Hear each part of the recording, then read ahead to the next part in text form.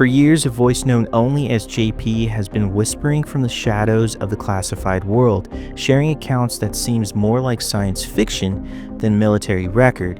But today, the shadow has a face and a name. They were ETs. They were extraterrestrials. Well, we could say that they are from parts of our oceans. That's as far as I can go, Clayton. Parts of our oceans. Welcome back, guys. Another episode of The Briefing. Thank you to all the new subscribers. And if you are new here, please consider subscribing. Around here, we pull at all the hidden threads, testimony, history, and evidence most people never even hear about. Recently on the Redacted channel, I watched this two-part interview with Jorge Pabon. Today, we're pulling back the curtain on a name that has been circulating in the shadows for years. Jorge Pabon, known to many simply as JP, his story doesn't start with a recruitment office, it starts with a camera. At 34 years old, before he even wore a uniform, Pabon was cleaning pools and working on music in his life before he joined the military. He stated that he lost his job due to sharing a photo of a TR-3B triangle ship. So he was taking photos of UFOs, which they show on this episode. He also stated he was also installing cameras, just regular jobs, all while taking these photos. He stated that vehicles with men in tactical gear would approach him, telling him when to take photos. He refers to them as the white hats. He would keep his name secret, sharing his photos and information with Dr. Michael E. Sala. He would only be known as JP. He wasn't just a witness, he was being instructed. He tells us that these white hats specifically told him to start documenting, to take photos of the craft in the sky. It was only after this contact began that this path led him to the U.S. Army. The white hats told him to join the military. JP was having these experiences, going outside and praying, and then these things show up, which is very interesting. And he never knew who they were or what agency. He joins the Army, becoming a 91 Juliet, a chemical equipment repairer stationed at Fort Bragg. But because he was a fluent Spanish speaker, the 7th Special Force Group pulled him into their orbit as a translator. He stated his rank was E4. He went from a civilian taking photos of the impossible to a soldier being flown into the heart of it. And he describes being taken to massive ancient arcs submerged in the Bermuda Triangle, vessels the size of stadiums that feel conscious, smelling of algae and vanilla inside these arcs. This wasn't a coincidence. Pabon's story suggests that the military didn't just find a lucky translator. They found a man who was already on the radar of the very entities they were trying to study. And there's a lot to cover here, and I want to go over the things that really stood out to me. He does get into the races like Nordics and a race from the moon that are very interesting, but we'll probably cover those in another video for time's sake. So JP stated he left the Army last year and has since been given the green light to talk about some of this stuff, and there are some pretty interesting things I want to talk about. And you guys know I love parallels, so let's get into them. Before we get into that too, there's also something that I wanted to mention with this, is that in the interview he states he's given the green light to talk about some of this stuff, but he doesn't mention by who.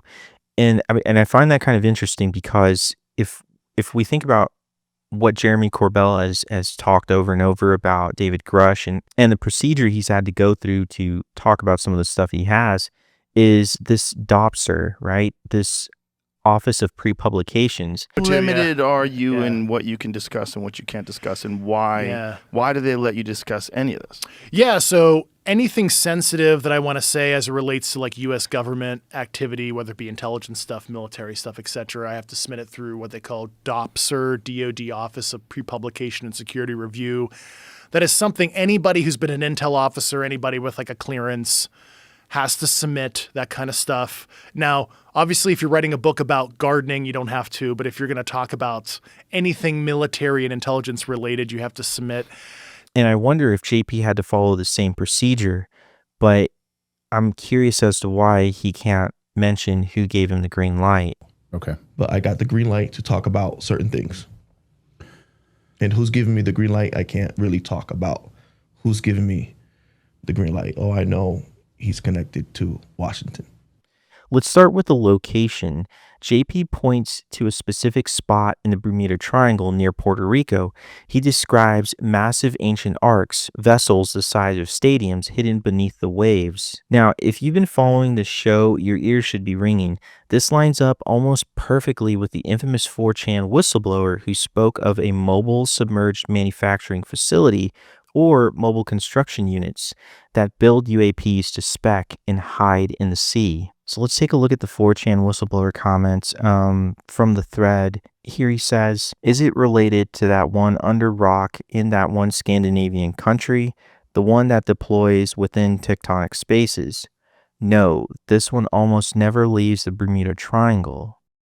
But JP adds a detail that stopped me in my tracks. He described the metal of these ships as living. He says it contracts, moves, and feels conscious. Good enough for us to visit down. It has like a elevator with a different type of metal that it contracts and like stuff that we're not used to. Yeah, we're not used to seeing this technology. So this is like alien technology?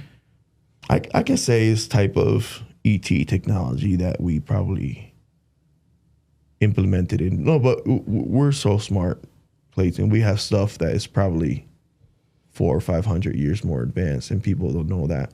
Which is very fascinating. As you know, there have been several stories this year on things below the water hiding.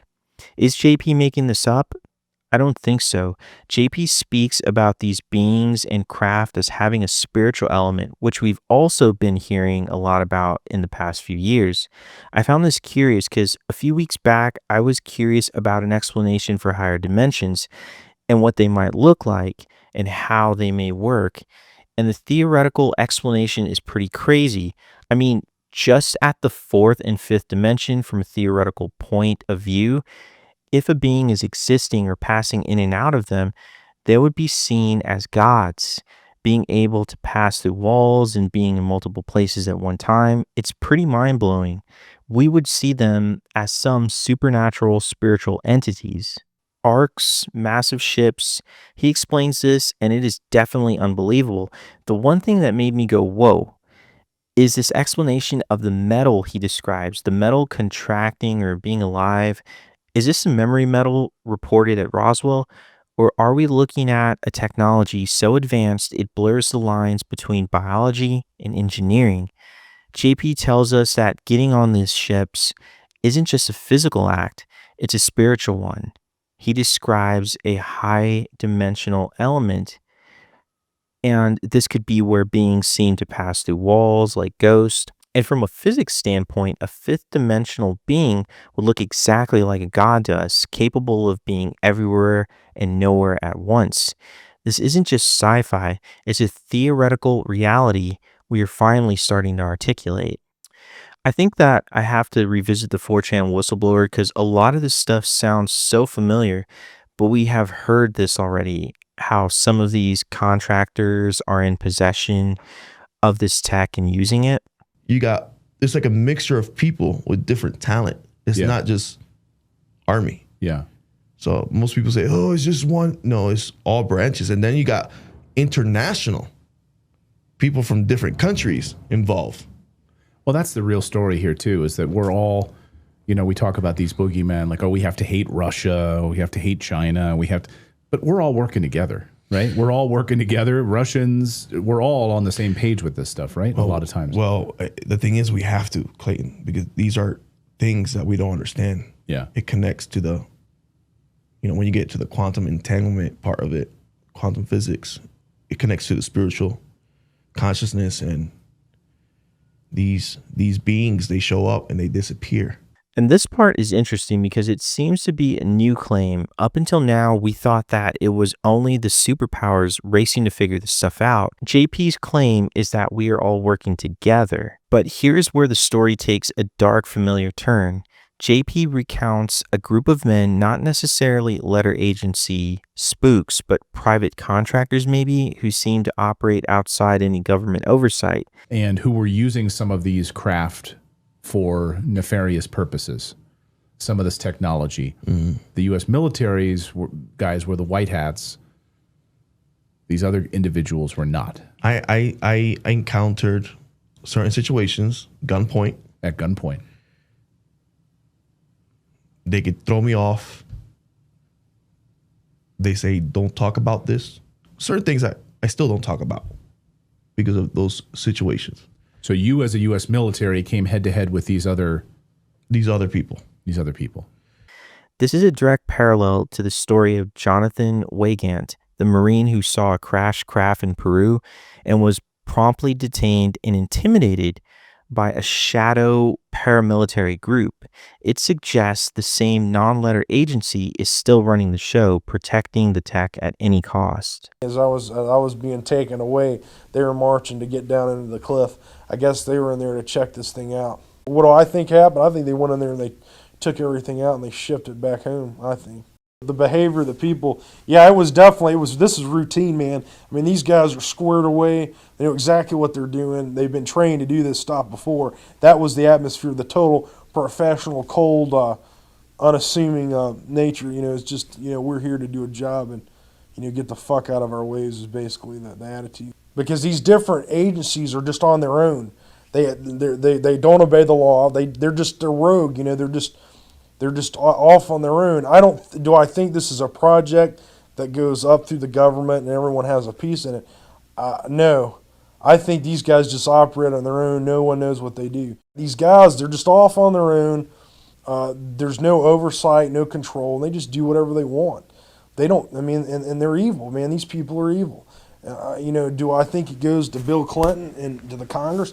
There may be guys up there that know about it. They're not going to say anything, man. And then there is the moon. JP claims there is a base there and specifically mentions egg-shaped crafts originating from a lunar race.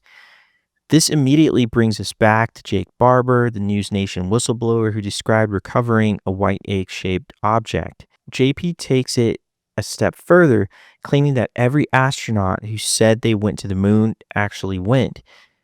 But did they see far more than the public was ever shown? This has been my argument, and I'd love to get his take on this. And you guys remember this video from a few months ago. As young Americans across the country get to see all of the amazing things that the Army has done, whether it's helping with floods in North Carolina or wildfires in California, or we talked to an astronaut yesterday who's on the moon, who's a soldier. Maybe he was telling the truth, or this slipped out accidentally, or he misspoke. That is a direct parallel with JP's claims of beings on the moon, underground, working alongside us. Perhaps the most out there claim involves what some call med beds. Supposedly, President Trump posted about this, but everything I found on it came up as a fake AI video the president has since removed. But JP describes technology that analyzes and heals the human body at a molecular level, and even one that can transfer consciousness, like in the movie Avatar. And I was on this bed that it looked like a capsule, and it had marble on the bottom. It looks so awesome. It looks so good. Did it look like we made it? I think we borrowed it.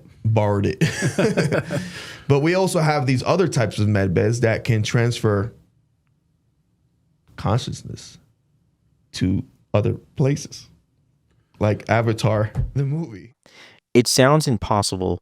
It sounds like a movie, but if even 10% of this is true, we aren't just talking about new planes. We're talking about the end of diseases, the end of energy scarcity, and a total rewrite of human history. And I like what Clayton Morris does in this interview. He does what any good investigator does. He asked about the small stuff. Where's the bathrooms on the moon? What do you do when you get there? Where do you go?